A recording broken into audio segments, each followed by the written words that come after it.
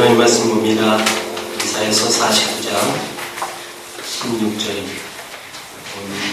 성경을 찾으셔야 될 것입니다. 네, 화면이 나오진 않을 거고요. 49장 이사야서 49장 16절 말씀 먼저 한 절인데요. 다 같이 한 목소리로 읽겠습니다. 49장 16절 시작. 내가 너를 손바닥에 새겼고 너의 성벽이 항상 내 앞에 있나니. 우리가 격려라는 주제를 가지고서 계속 말씀 나누고 있는 중에 격려의 방법, 오늘 격려의 방법 중에 한 가지는 스킨십.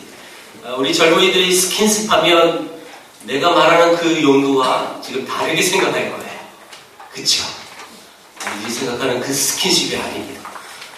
그러니까 여러분, 영어니까 우리 남녀 간의 연인 간의 스킨십, 우리 젊은이들은 그거 굉장히 중요한 부분인데, 그런 용도가 아니라요. 터치라고 말할 수도 있고, 터치 하다 보니까 또 이상하게 기류를 바꿀 수도 있어요. 왜냐하면 치유사역하는 어떤 분이 지금 한국에서 늘 하는 게 터치 그런 분도 계세요.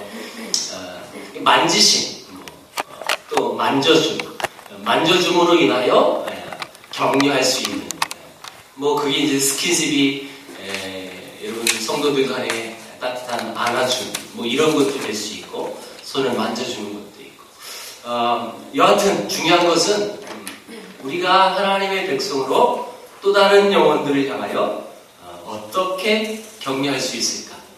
그 방법론 중에 한 가지 스킨십에 대해서 우리가 볼 것인데 이 방금 읽었던 이 말씀은 하나님께서 택하신 하나님의 백성이 어떤 상황이 있더라도 결코 내가 잊지 않겠다라는 말씀입니다. 그래서 내가 너를 내 손바닥에 새겼다라고 얘기해요. 이 말씀은 사실 어머니의 사랑보다 더 신실하신 하나님의 사랑을 이야기하면서 이 말씀을 하는 건데요. 그래서 여러분 16절 앞에 있는 15절을 다 같이 한번 다시 읽어봅니다. 15절을 같이 읽어볼게요. 시작. 여인이 어찌 그 젖먹는 자식을 잊겠으며 자기 태에서 난 아들을 긍휼히 여기지 않겠느냐. 그들은 혹시 잊을지라도 나는 너를 잊지 아니할 것이다. 그럼 엄마가 자기가 배 아파서 난 자식을 여러분 잊을 수 있나요? 어떤 부모가 잊을 수 있습니까? 물론 잊고 사는 여자 한 사람은 있어요. 이유리라고. 얼마 전에 끝났어요. 자기가 난 딸을 잊고 알면서도 구박하는 거예요. 근데 여러분 이유리가 크리스찬이라는 거 아십니까? 그 여자가 맡았던 역할이 악할 뿐이지 이유리는 악한 여자가 아닙니다. 그건 말이 안 돼요. 드라마에서 나오는 이야기라 가능하지만 자기가 배 아파 낳은 자식이 여러분 어떻게 믿겠고 어떻게 잊을 수 있어요? 잊을 수가 없는 거예요. 그건 말도 안 되는 거예요. 그 천륜을 저버리고 살 수 있는 엄마는 제가 보기에는 이 지구상에 한 엄마도 없을 거예요. 15절 말씀이 그 얘기예요. 어찌 엄마가 자식을 잊을 수 있겠느냐? 근데 이유리처럼 잊는 사람이 있을지라도 나는 절대 너희를 잊지 않겠다. 그 말씀을 하시는 거고 그 말씀을 비유로 말씀하신 다음에 하나님은 이렇게 말씀하셨어요. 내가 너를 손바닥에 새겼고 그만큼 우리를 잊지 않고 그만큼 사랑하신다는 뜻이에요. 이 말은 또 우리를 하나님의 손에 두었다라고 표현할 수 있는 것이죠. 이것은 하나님께서 우리를 어루만지고 계시다라는 어떤 하나의 표현력이라고 말할 수 있는 것입니다. 우리가 믿는 하나님. 그래서 그 하나님 앞에 자녀로서 백성으로서 살아가는 우리는 하나님으로부터 보호심을 받고 만지심을 받고 어루심을 받고 그 손에 새김을 당한 그런 존재가 우리라는 거예요. 제가 오늘 이 본문을 두 가지 잡았는데요. 우린 그런 존재예요. 근데 그런 존재였던 우리가 하나님 아버지로부터 받은 사랑과 은혜를 사실 우리는 그대로 또 다른 영혼들을 향하여 여러분 감당해야 되는 게 우리의 사명이거든요. 우리가 그런 어루만져 주심을 당했다. 그렇게 우리가 보호를 받았다. 우리가 그런 따뜻한 사랑을 느꼈다. 우리가 경험하지 않은 사람에게 전하는 것. 이게 전도거든요. 사실. 자, 그렇다면 그 아름다운 그 사랑을 나누기 위해서 실질적으로 여러분 요 이사야서 이 말씀은 어떻게 보면 이론적이라고 말을 한다면 그러면 강론에 들어가서 우리가 어떤 상황에도 그들을 만져주며 또 그들을 격려하며 어떻게 일으켜 세울 수 있을까? 그게 오늘 두 번째 본문이에요. 누가복음이에요. 자, 누가복음 5장을 다 핍니다. 누가복음 5장 12절에서 16절 말씀까지만 봅니다. 누가복음 5장. 제가 갖고 있는 성경은 96페이지예요. 신약성경 96페이지.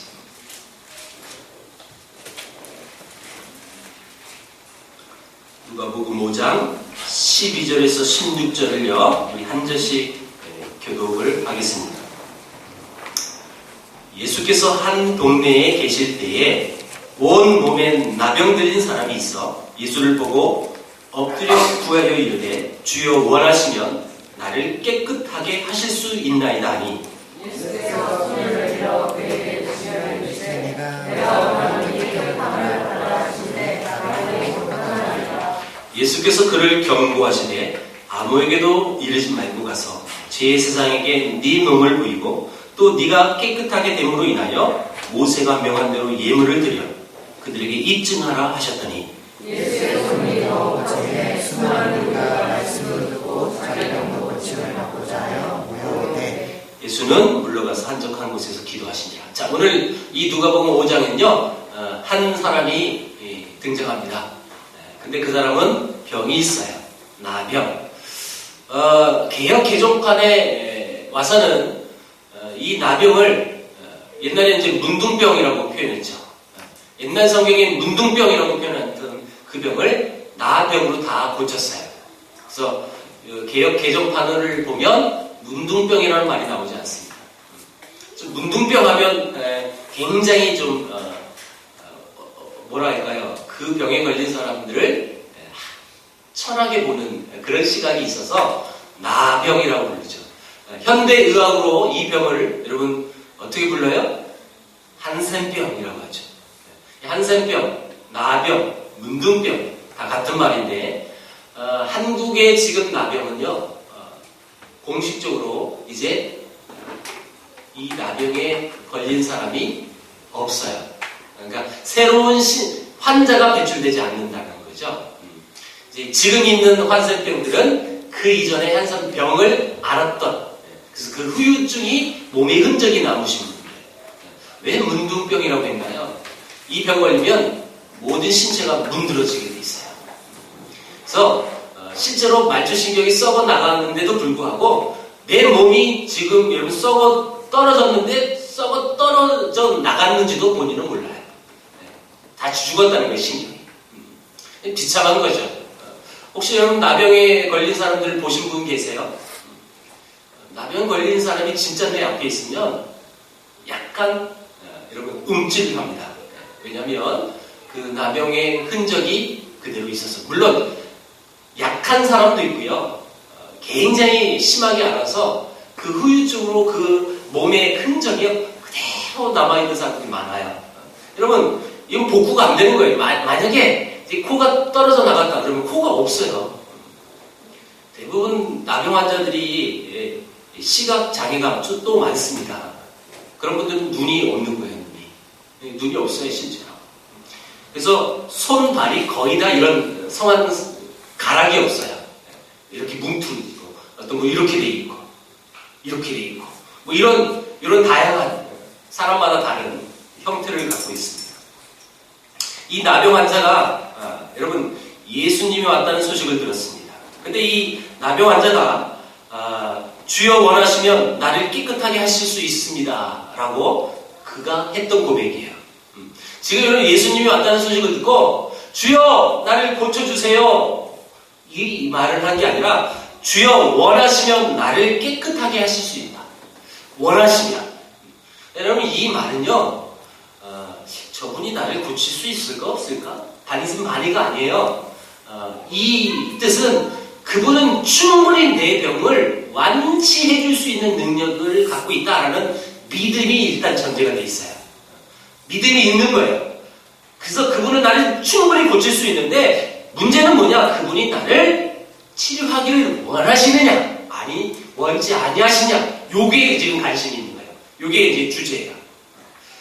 충분히 저 예수님은 나를 치료할 수 있는 능력이 있는 분인데 문제는 저분이 나를 치료할 수 있는 그런 마음이 현재 있느냐 없느냐. 주여 원하시면 예, 주님이 나를 고치시기 원하신다면 나를 주님은 깨끗하게 하실 수 있습니다. 이렇게 고백하는 거죠. 그래서 그 전제를 갖고 있는 거예요. 여러분 당시 이 고대 사회나 유대인들이 나병에 걸렸다는 것은요, 인간의 생활에서 쫓겨나서 완전히 격리가 됩니다. 그래서 인생 모든 것이 끝장났다라고 봐도 과언이 아니에요. 우리나라 옛날에 나병 환자들은 실제로 나병 걸리면 정상적인 생활을 할 수 없었습니다. 왜요? 일단 보이는 게 다르잖아요. 그래서 나병 환자들이 오면 우리 한국 사람들 풍습이 돌 던졌어요. 가까이 오지 말라고. 근데요, 요 돌 던지는 게 어디 나오냐면 여러분 율법에 나온단 말이에요. 유대인들이 이런 나병 환자가 오면요 돌 던졌다고요. 근데 우리는 그때 성경 지식이 없는데도 우리나라에서는 돌을 던졌어요. 자, 여러분 이 말은요, 나병에 걸리면 완전히 인생의 정상적인 인생에 완전히 끝나는 거예요. 왜요? 가족이 같이 있지 못해요. 추방을 나갑니다. 여러분 이게 이제 하늘이 내린 저주다, 천벌이다 라고 생각해서 모든 것으로부터 완전히 단절되는 삶을 살아갈 수밖에 없습니다. 가족뿐만 아니라 동네에서도 추방당하고 또한 그가 먹고 살았던 생업을 할 수도 없습니다. 그가 살던 집도 헐어버리고 그가 입던 옷이나 그가 쓰던 모든 물건도 다 불태워버리죠. 그가 살던 집의 흙과 돌까지도 다 내버립니다. 이게 이 당시 풍습이에요. 끝난 거죠. 여러분 그게 이제 레위기 13장에 또 그대로 나옵니다. 이것은 구약의 율법이 명령하는 것이기 때문에 이 유대인들은 그 나병 환자를 그렇게 대하는데 아무런 꺼리낌도 없어요. 자연스러운 거예요. 그건 명령이거든요.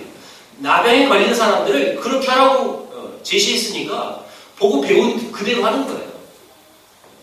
여러분 그래서 나병 걸리지 않은 정상인들이 나병 환자를 향하여 뭐 그들이 하는 행위에 대해서 뭐 하나님 앞에 부끄럽거나 전혀 그에게 미안한 마음 전혀 그런 거 없어요. 아주 당연히 합니다. 당연히. 근데 여러분 생각해봐요. 입장을 바꿔봅시다. 내가 지금 나병에 걸린 거예요. 우리의 율법을 통해서 우리 문화가 그렇게 해야 된다는 것 본인도 알아요. 그거 알지만 그걸 당하는 사람은 어떨까요? 더 이상 인생을 살고 싶은 마음은 없을 것 같아요. 그에겐 완전히 소망이 없는 거죠. 많은 보통의 환자들은 보호자가 있지만 이 나병에 대한 부분은 보호자도 있을 수 없습니다. 철저하게 혼자입니다. 철저하게 외롭게 살아야 되고 철저하게 그 병이 완치가 되지 않는 이상 그는 죽을 때까지 그런 외로움 속과 또 괴로움 속에서 살아갈 수밖에 없는 거죠. 완전히 격리당한 나병 환자라는 거예요. 심지어 나 환자가 만진 하찮은 물건 하나까지도 부정하다. 여러분 우리 오전에 예배 시간에 설교 내용이 뭐예요? 그 하늘 보좌에 앉으신 이를 거룩하다. 근데 완전히 반대죠. 나병 환자가 만졌던 이 컵조차도 부정하다. 그렇게 외치는 거예요. 완전히 정반대의 상황입니다. 그리고 그들이 다가오면 돌 던지면서 멀리 떨어지라고 소리를 칩니다. 온갖 소외와 절망을 안고 하루하루 소망 없이 살아가는 사람들은 어찌 보면 이 성경에 나오는 나병 환자랑 별반 다를 게 없을 것 같습니다. 여러분, 우리가 건강한 몸을 갖고 있지만 그럼에도 불구하고 여전히 내 삶 속에서, 영적인 삶 속에서 늘 확신도 없고 소망도 없고 미래에 대한 하나님이 약속하신 그 언약의 말씀도 못 붙잡고 그냥 나는 그냥 하나님을 믿는다고 하고 교회는 나오지만 여전히 나는 외롭고 나는 늘 여전히 괴로운 상황 속에서 살아간다면 그 사람은 영적으로 나병한 자랑 별반 다를 게 없다는 거예요. 희망이 없어요.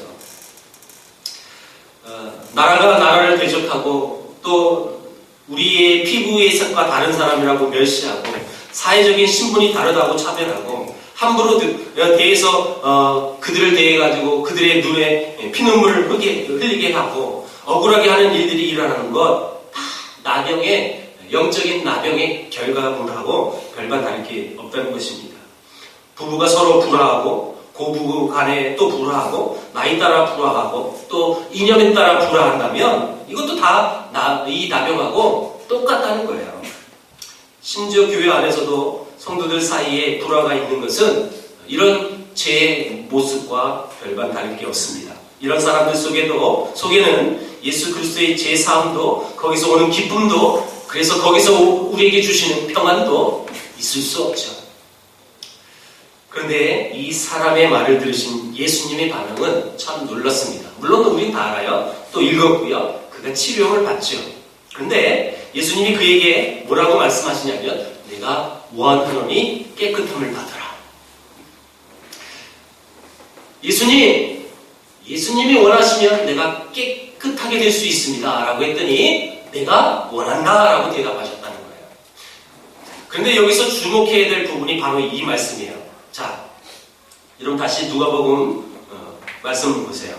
13절을 같이 읽어볼 거예요. 13절을 시작. 예수께서 손을 내밀어 그에게 대시며 이르시되 내가 원하노니 깨끗함을 받으라 하신데 나병이 곧 떠나니라. 깨끗함을 다 받았어요? 깨끗했어요? 그런데 예수님이 내가 원하노니 그 말하기 전에 뭐 했는지 보세요. 뭐 하셨어요? 손을 내밀어 그에게 대시며 터치했다는 거죠.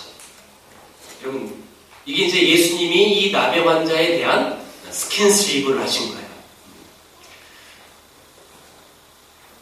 특별히 성경이 이 부분을 굉장히 많이 강조하고 있습니다. 손을 내밀어 그에게 대시며. 여러분 이 행동을 굳이 이렇게 쓸 필요는 없어도 될 거예요. 그렇죠? 예수님이 말씀하셔서 내가 원하는 깨끗함을 받아라. 그럼 깨끗하면 된 거예요. 근데 굳이 예수님이 그 나병 환자를 향하여 손을 내밀어 그에게 대시며 내가 원하니 깨끗함을 받아라. 그를 만져주셨다는 이 내용을 아주 명확하게 정확하게 우리에게 지금 소개하고 있습니다. 여러분 그 나병 환자는 누구도 그를 만져주지 않았죠? 가족조차도 그를 만질 수가 없어요. 왜? 부정하니까요. 그게 율법이거든요. 여러분.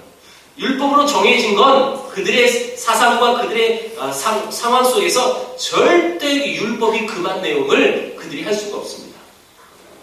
사랑하는 부부지간일지라도 상대방 배우자가 나병에 걸리면 절대 그 부인, 그 남편조차도 만질 수가 없는 거예요.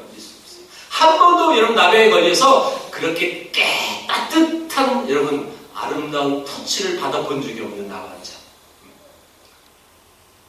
물론 예수님의 그 권능을 통하여 그가 깨끗함을 받은 사건이 중요한 사건이지만 우리가 오늘 이 총 주제 속에서 이 부분을 더 우리가 집중했으면 좋겠어요. 어떤 부분이요?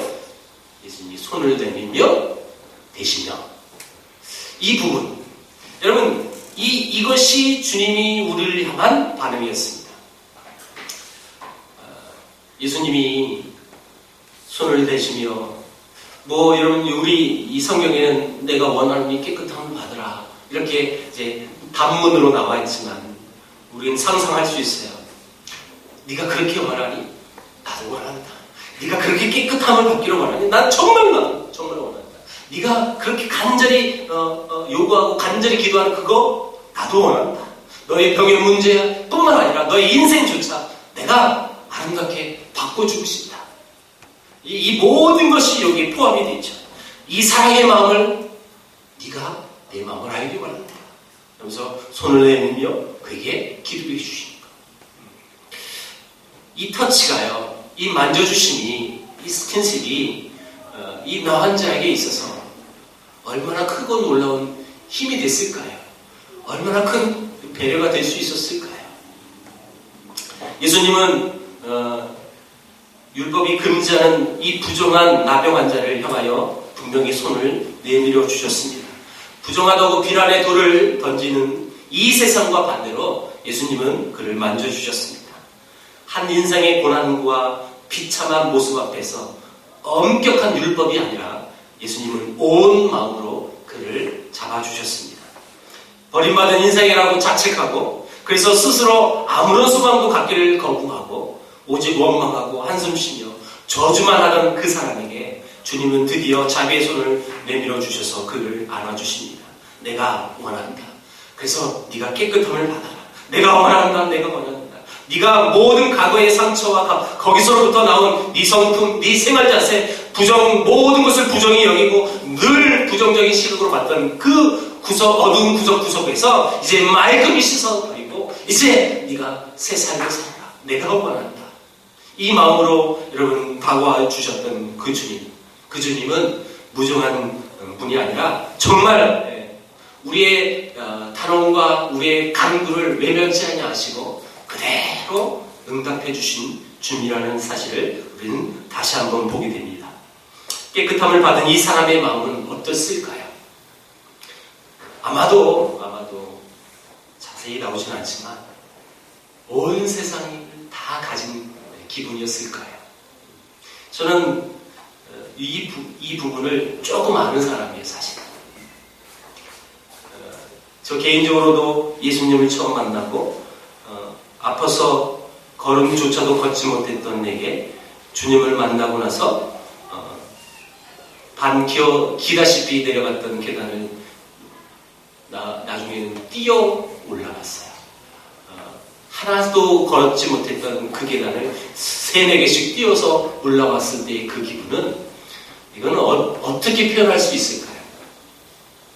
온 세상이요, 지금까지 어둡고 칙칙하고 모든 것이 부정적으로 보이고 모든 것이 나와 전혀 상관없는 세상처럼 보이는데 그걸 경험하니까 달라 보이는 거예요. 분명히 여러분 사물과 사람은요 변한 게 없어요. 그대로거든요. 똑같아요. 그전과 며칠 전과 지금요 아무런 변화는 없어요. 변한 건 내 마음이죠. 내가 변해요. 어떻게 변해요? 주님이 만져주십니다. 먼 세상을 다 가졌던 분명히 그런 놀라운 기분이 그에게 있었을 것입니다. 이것이 구원받은 성도들의 진짜의 모습 아닐까요? 우리는 그 기쁨, 그 환희, 그때 느꼈던 감격, 그 첫사랑을 경험했던 그 뜨거운 사랑, 그 열정, 그 사랑, 그 마음 그대로 왜 우리는 날마다 그렇게 못 살까요? 그렇게만 살 수만 있다면 얼마나 좋을까요? 또 그렇죠? 예수님을 처음 만났을 때 그래서 내게 주셨던 참된 평온과 기쁨이 날마다 지속만 된다면 우리가 사는데 뭐가 문제겠어요? 그렇죠? 늘 기쁜데요. 때려도 웃고 몽둥이 때려도 웃어주고 그런 기쁨이 안에 있으니까 얼마나 좋겠어요. 우리 한번 상상해봐요.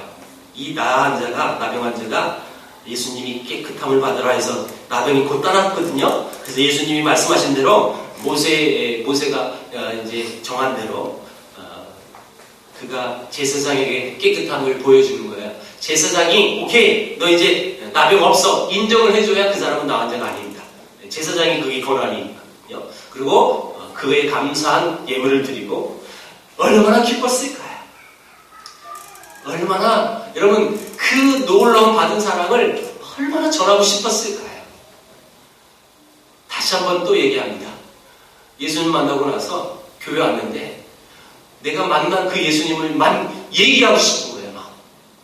옛날에는요 목사님 나한테 개표기도 시킨 건 정말 싫었어요. 왜 예고도 없이 날 시키세요? 막 끝나고 나서 원망하는 거예요. 속으로 막. 근데요 예수님 만나니까요 오늘은 목사님 나한테 대표기도 시켰으면 좋겠다. 이런 마음이 드는 거죠. 왜요? 내 안에 뜨거움이 있잖아요. 내가 경험한 사랑이 있잖아요. 이걸 자랑하고 싶은 거예요. 뭐 여러분 이 자랑은 어떤 자기 이름의 자랑이 아니라 그 예수님, 그 하나님의 사랑을 말하고 싶은 거예요. 말하고 싶은 거.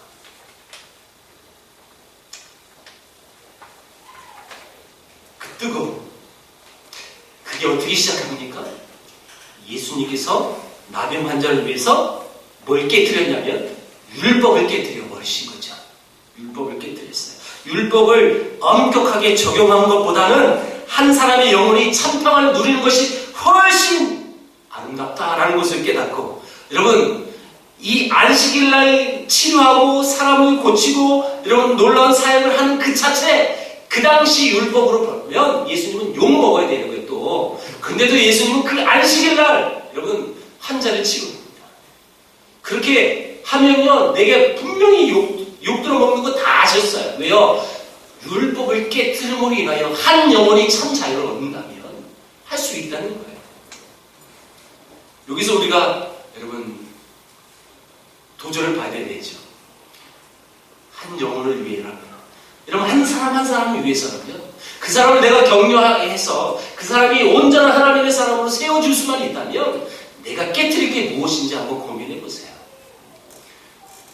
나 또한 여러분들 안에 그 깨뜨리지 못한 율법 같은 것이 있습니까? 그것 때문에 여러분 그 영혼이 충분히 살 수 있고 세워질 수 있는데 그렇게 할 수가 없다면 여러분 가감없이 우리가 그걸 깨부셔야 하는 거죠.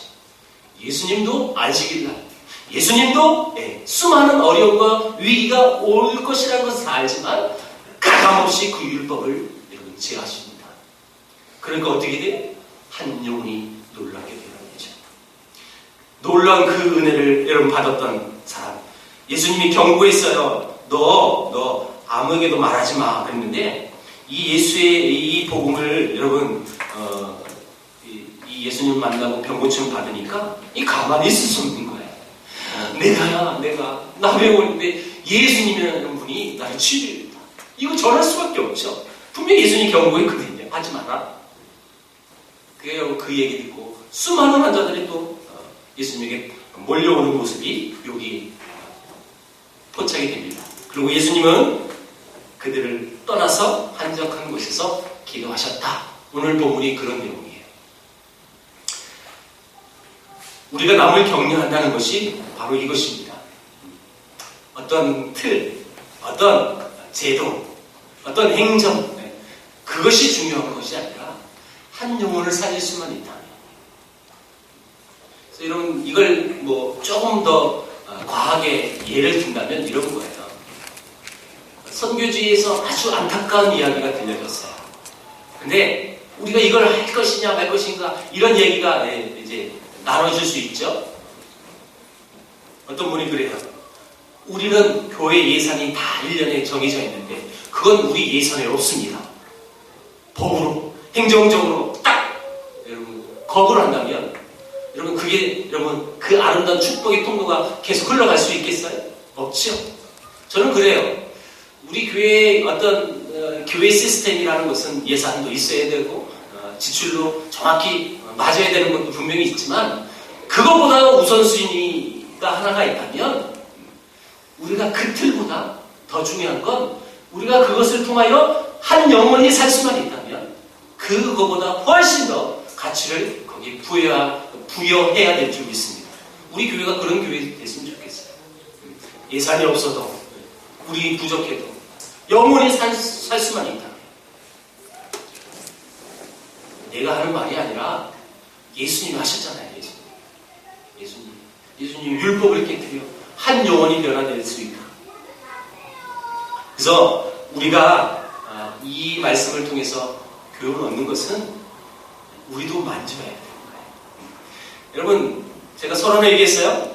스킨십. 그게 여러분들이 생각하는 그런 스킨십이 아니라 주의 사랑으로 그를 만져주는 거죠.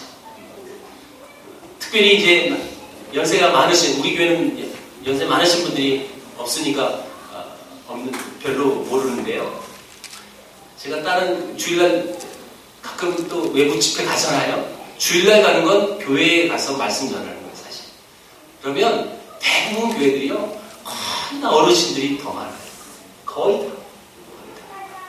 우리 교회 같은 이런 성비 비율을 갖고 있는 교회가 없어요. 앞에 보면 다 하얘, 교회가. 흰 옷을 입었나, 그분들이? 머리가 하얘, 머리가. 근데요, 제가 유심히 봐요. 요즘 제가 이렇게 교회 다니면서 예배 끝나고 이 교회들만의 특성이 있어요. 근데 공통점이 하나 있는 건 예배 끝나면 담임 목사 교역자들이 입구에서 다 인사하는 건 그건 공통점이에요. 근데 제가 얼마 전부터 유심히 보는 부분인데 인사하는 그 모습을 보면 나이 많으신 할머니들은 목사님이 손을 꼭 잡아주시면 그것만으로도 그게 치유가 되는 거예요. 여러분, 우리가 어떤 사랑을 전할 수 있을까요? 우리가 어떤 행동과 어떤 마음의 가진 자세로 어떻게 산다면, 여러분 그 결과가 판하게 달라질 수만 있다면 우리가 그거 가감히 해야 되는 거 아니겠습니까? 사랑하는 아이들에게 만져주고 안아주고 그 사랑이 그를 자라게 하죠. 특별히 어린 아이들에게 마찬가지예요. 영적으로도 어린 심령이 있다면 안아줘야 되는 거예요. 만져줘야 되는 거고요. 토닥토닥 저 나이 먹고 저래 이런 게 아니라 아직 신앙의 성숙이 덜 되셨구나. 그것이 보여졌다면 안아주시는 거예요. 꼭 여러분 육체적으로 안아줘야 안아주는 게 아니죠. 그렇죠? 무슨 의미인지 아시겠죠? 영적으로 그를 안아주고 포용하고 감싸주는 거예요. 그것이 여러분 우리에게 주신 하나님의 놀라운 방법인데요. 격려의 방법 여러 가지가 있어요. 계속 말했습니다.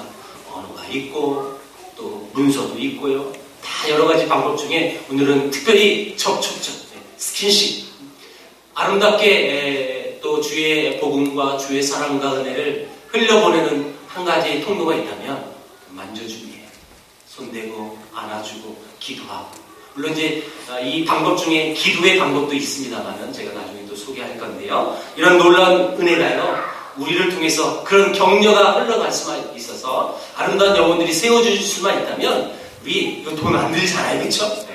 마음껏 씁시다.